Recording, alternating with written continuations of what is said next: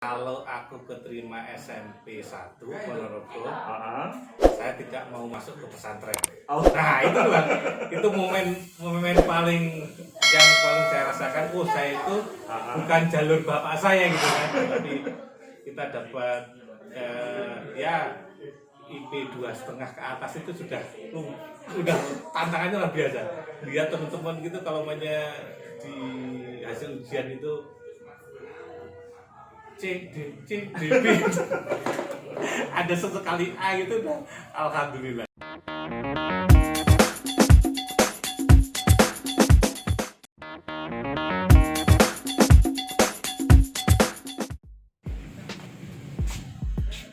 Hari ini kita mau ke Mas Rofik, rumahnya di Bandung, ingin silaturahmi.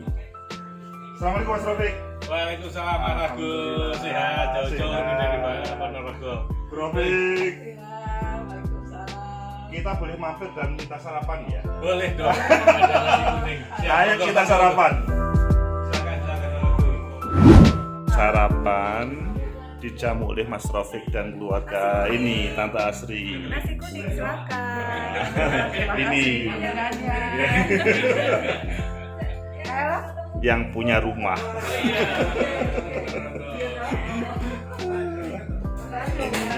Ini sudah mulai merasakan kenikmatannya. Enak, rasa nasi kuning Bandung. Mungkin di tempat kalian juga ada, tapi berbeda. Kalau ini keponakannya Jakarta. Lu kok belum makan? Oh iya, gantian, malu-malu, biasa. Anak sekarang begitu. Nah ini Bapak, kebetulan ada yang Mas Aca sedang ada kegiatan di kampus. Ini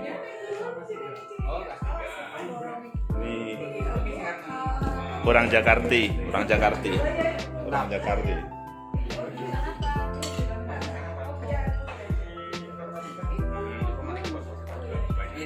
Ini calon ketua OSIS kita. Kisla. Oke. Ini kakak Bilkis yang belum sarapan, meskipun tadi sudah makan bubur tapi belum sarapan hari ini. Iya. Semester 6. Ini kalau ini Bude dari Surabaya. Tapi juga belum sarapan sih, tadi masih makan bubur aja tapi belum sarapan. Nah ini Mas Bapak calon mahasiswa di Bandung. Ini enak nggak kelihatannya? Agak hilaf. Assalamualaikum warahmatullahi wabarakatuh. Waalaikumsalam warahmatullahi wabarakatuh. Hari ini kita bukan kehadiran tetapi mendatangi seorang yang luar biasa, namanya Mas Muhammad Rofik. Beliau itu kalau kita melihat dari orang tuanya adalah anggota legislatif tetapi tidak tertarik atau tidak terjun ke dunia politik tetapi dunia profesional. Beliau adalah VP di Telkom. Kita sapa. Bagaimana kabarnya Mas Rofik? Alhamdulillah Mas Agus, makasih kunjungannya ke Bandung. Alhamdulillah. Luar biasa perjalanan dari Ponorogo ke Bandung.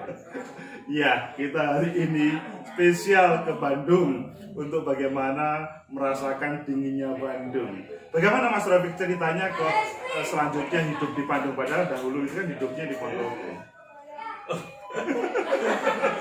Oh ini ceritanya agak panjang Mas Agus. Jadi itu saya momen itu sebenarnya momennya itu waktu di SMP ya.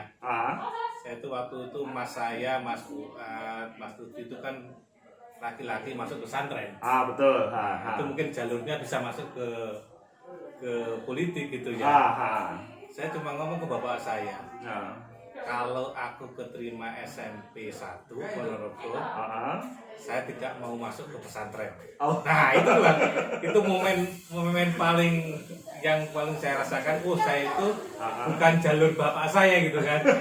Jalur saya jajukan bukan jalur formal seperti itu. Itulah momen akhirnya saya SMP, ya SMA gitu. Jadi akhirnya saya udah kayaknya beda dengan bapak saya. SMP 1 Ponorogo, SMA 1 Ponorogo. SMA 1 Ponorogo, terus kuliahnya? Nah, waktu kuliah itu cuma satu bayangan saya. Kuliah terbaik kalau di Jawa Timur cuma satu, ITS. Jadi saya kalau banyak gimana caranya saya keterima tes mau jurusan apapun gitu kan. Tapi lah ceritanya beda juga Mas Agus. Saya 91, saya nggak keterima UMPTN. Cuma waktu itu sudah D3 Teknik Elektro ITS. Waktu itu tes sudah ada cadangan sebenarnya nomor 2 atau nomor 3. Kita tahu biasanya ada terima 10 orang cadangan masuk, nggak masuk juga. Ya udah, saya mending ngikutin kakaknya Mas Agus waktu itu, namanya Mas Mulki Furqon itu kan. Nah, bimbingan aja lah, bimbingan di IPIM itu 1 bulan. 1 tahun, tapi dia ambil 1 tahun, saya cuma ambil 8 bulan waktu itu. Ya itulah, pokoknya kita itu yang satu, ITS gitu ya. ITS dan ITS tetapi ada kendala. Dan selanjutnya bagaimana sesudah itu? Nah, waktu ITS ya tetap waktu itu namanya waktu proses UMPTN, gimana caranya kalau bimbingan di IPIM itu cuma 1. Kalau kamu bisa 20% besar ya dalam ranking setiap tes gitu, insya Allah bisa keterima. Dan pas juga 92 saya keterima ITS. Saya itu kan juga daftar teman saya itu Madura, tes STT Telkom gitu kan. Nah, itu kata dinas teknik lagi gitu kan, pas sebenarnya. Tapi saya pakai kacamata. Boleh kok, ada yang bisa masuk gitu kan. Nah, pas masuk 92 keterima UMPTN, alhamdulillah keterima juga di arsitek ITS. Nggak seberapa lama panggilan juga Telkom gitu kan. Panggilan Telkom keterima juga di Telkom gitu kan. Nah, cuma satu, karena memang keluarga orang banyak. Saya cuma konfirm ke ibu saya, iki wis jelas le, iki wis mesti kowe untuk kerja. Karena ITS dia belum tentu untuk kerja gitu kan. Ya wis lah, itu aja saya pilihan saya berkelana ceritanya ya. Padahal saya dulu kalau Bandung itu kan sekolah mahal, orang pinter gitu kan. Dan saya waktu STT Telkom juga agak ngawur Mas Agus. Itu tuh dulu ada teman saya itu paling pinter di SMA 1 dan teladan gitu ya. Terimanya juga yang terbaik di ITB, Teknik Informatika. Namanya sekarang hidupnya di Singapura. Nah, terus saya ngambil, nggak mau kalah gitu kan. Di STT Telkom saya ngambil jurusan yang terbaik juga, Teknik Informatika. Wah, akhirnya keterima, tapi perjalanannya berat itu gitu. Ceritanya mempunyai cita-cita tinggi untuk ITS sampai mengulang tahun kedua, sesudah menjalani kemudian bergeser ke Bandung. Bayangkan itu. Waktu itu apakah tidak merasa menyesal karena tujuan utama yang sesuatu itu kan ITS? Itu ngobatinya cuma satu Mas Agus. Jadi waktu itu saya itu nemeni saudara juga, Mas Rifai. Mas Rifai saya keterima arsitek, Mas Rifai keterimanya di Teknik Elektro ITS. Saya ikut daftar ulang bukan daftar tapi ikut coba ngintip aja kalau daftar kayak apa gitu kan. Ikut ngobatin, oh iya saya udah sampai ITS sampai gitu kan. Ikut daftar ulang itu bayar 225.000 lah gitu kan. Saya ngikutin Rifai daftar ulang, bayar tebak gitu, ngikutin prosesnya ya. Nah itu udah lumayan ngobatin saya. Jadi sudah terobati meskipun sekali lagi selanjutnya memutuskan di STT Telkom Bandung. Sesudah lulus di STT Telkom Bandung, apakah memang ada ikatan dinas atau bagaimana selanjutnya kok ke kerjanya di Telkom gitu, Mas Robi? Langsung. Jadi kita dengan kriteria tertentu gitu kan, yang memang sudah lulus, nilai istilahnya IPK-nya tertentu bisa lulus gitu kan, langsung masuk. Jadi pas waktu itu memang Telkom sangat membutuhkan energi baru secepatnya lah. Jangan lama-lama, kan biasa kalau mahasiswa setelah lulus itu ingin masuk kerja kan. Saya beruntung juga waktu itu saya lulus pas sesuai waktu. Nah, sudah mulai teman udah mulai ditarik nih, ditarik untuk secepatnya kerja di Telkom. saya waktu itu karena ada wisuda bulan Maret, saya ada waktu selesai Desember, ya udahlah. Saya ngikuti selalu wisuda lah. Lumayan saya bisa balik 3 bulan ke Ponorogo. Tapi inget teman saya, saudara saya dulu Mas Muglison dulu, saya itu ikut Mas Muglison. Mas, ojo cepet-cepet mlebu kerja, ora penak. Wis kerja, wis rutinitasnya gak iso apa-apa gitu. Ya lumayan. Tapi ya memang setelah masuk, waktu itu juga dibutuhkan divisi-divisi baru yang butuh anak-anak yang muda gitu ya, khususnya yang informatika, elektro, kita bangun baru gitu kan. Waktu itu memang kontaknya internet mulai ada gitu tahun 96-97 mulai ada. Kita harus bangun mengedukasi semuanya, mempercepat gitu dulu. Ya akhirnya ya udah rutin lah. Udah. Jadi intinya langsung meskipun agak ditakut-takuti langsung dinikmati begitu Mas Rafiq ya. Dalam perjalanannya selanjutnya langsung sampai hari ini itu mendapat amanah sebagai VP di VP apa Mas Rafiq? Saya Strategic Planning and Performance di Direktorat Industri Internasional. Di VP di Strategic Planning. Apakah dalam proses sampai ke sana itu berjalan mulus atau juga perlu liku-liku seperti pada waktu kuliah ITS gak Telkom seperti Mas Rafiq? Jadi saya paham gitu ya. Saya waktu kuliah itu yang paling berat dalam sekolah itu ya. Jadi sekolah di mana passionnya memang kuliah itu ada passion. Yang kedua di tengah-tengah kita punya kemampuan terkait waktu di daerah, ketemu di dalam kancahnya kampus yang orang pinter-pinter, kita pertama-tama memang juga down ya, tetapi kita dapat IP 2,5 ke atas itu sudah tantangannya luar biasa. Lihat teman-teman gitu kalau mainnya di hasil ujian itu C, D, B ada sesekali A gitu dah, alhamdulillah. Tapi overall itu jadi setelah masuk saya kayak ngeliat ini cuma satu, harus banyak bertanya, yang kedua gaul, dan jangan pernah kita itu berpikiran negatif. Itu aja. Saya itu bertanya jangan itu. Setiap saat saya selalu akan banyak bertanya dan sebagainya. Jadi itulah sebenarnya modal pertama. Karena kuliah itu tempat kita membuat kita punya integritas, kita punya logik yang benar. Waktu kerja kadang hampir 30% aja yang bisa dipakai itu waktu kerja. Itulah kesempatan kita dan tidak pernah belajar. Jadi tantangannya jadi mulus Mas. Waktu kerja jadi saya mulus. Karena banyak bergaul dan bertanya tadi ya. Itu aja. Bayangkan, IP 2,5 waktu itu sudah luar biasa. Sekarang kalian yang mahasiswa pasti akan bertanya-tanya, Pak, IP saya kok di bawah 3, padahal waktu itu sudah luar biasa.